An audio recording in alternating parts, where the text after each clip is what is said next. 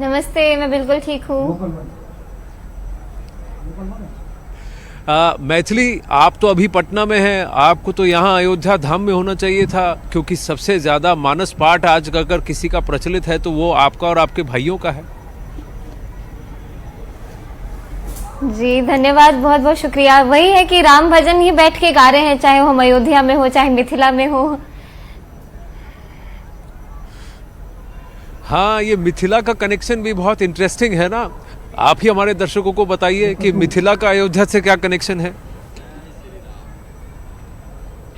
आप लोगों के लिए तो भगवान राम अभी आ रहे हैं अयोध्या में, हमारे मिथिलांचल वासियों के लिए तो भगवान राम यहीं के हैं। हमने पाहुन बना के उनको रख लिया है, यहीं पे रहते हैं, वो हमारे सभी के हृदय में रहते हैं। और सीता जी के नाते से इतना इतना बड़ा भाग्य है हम लोगों का कि हम पूरे देश में भले ही भगवान राम को आराध्य और भगवान राम को बहुत उनका नाम बड़ा संभल के लिया जाता हो, लेकिन हमारे यहाँ हमारे मिथिलांचल में भगवान राम को बहुत गाली भी दी जाती है और बहुत स्नेह किया जाता है और एक पाहुन की तरह उनको ट्रीटमेंट मिलता है।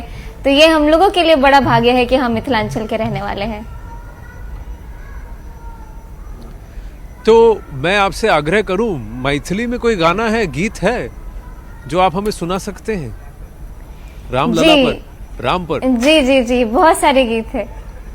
जी जी जी, एक गीत है, पहले ही मैं आपको उसका थोड़ा सार समझा दूं कि जब भगवान राम हमारे यहाँ आते हैं तो उनको पहले जी भर के निहारती है मिथिलानियाँ, क्योंकि सब बस उनके बारे में सुने हुए होते हैं कि भगवान राम जो हैं वो अयोध्या के हैं, राजकुमार हैं, बड़े कोमल हैं, बहुत सुंदर हैं।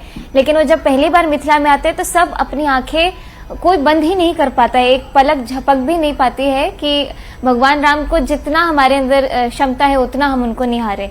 तो इसीलिए एक बहुत सुंदर सा गीत है कि सखियां उनके लिए क्या गाती है।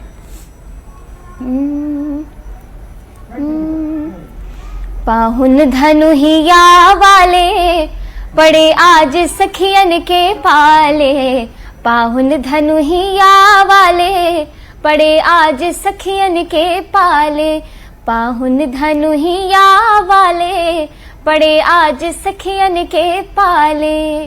ऊपर से तो बड़े भोल भाले, ऊपर से तो बड़े भोल भाले, पर भीतर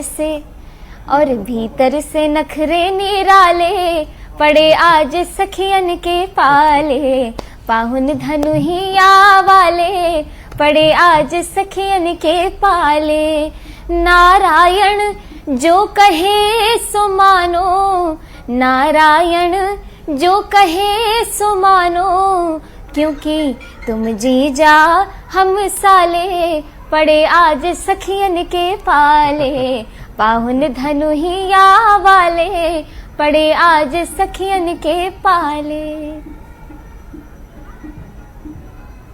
क्या बात है, कितनी सुंदर बोल है इसके और भाव कितना अच्छा है। तो जैसे कृष्ण के लिए ऐसे गीत होते थे, नटखट थे कृष्ण, वैसे ही कुछ गीत आप कह रहे हैं कि मिथिला में और मिथिलांचल में रामलला के लिए भी हैं, राम के लिए भी हैं।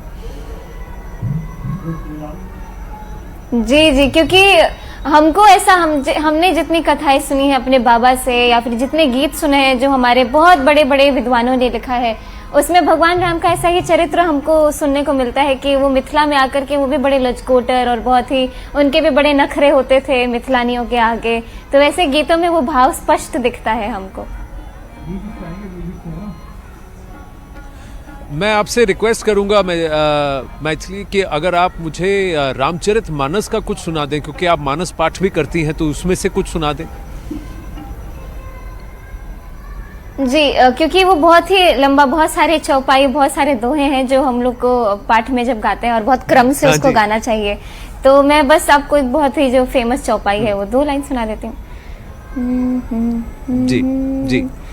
मंगल भवन मंगल हारी, द्रवं सुदशरथ जिर बिहारी।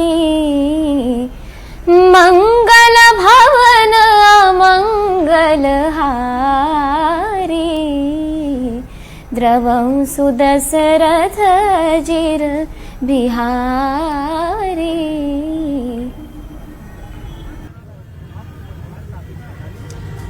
तो मैथिली वही है जिनका गाना जो है प्रधानमंत्री नरेंद्र मोदी ने भी ट्वीट किया है। आनंद नरसिम्हन के साथ आप मैथिली की बातचीत सुन पा रहे थे, क्योंकि मिथिलांचल से प्रभु श्री राम का अनोखा नाता है। लेकिन मैं अवध में हूँ, रामलला यहाँ पर आ चुके हैं, कुछ लोग यहाँ पर मौजूद हैं और यही रंग जो है मिथिलांचल से लेकर अयोध्या से लेकर देश और दुनिया में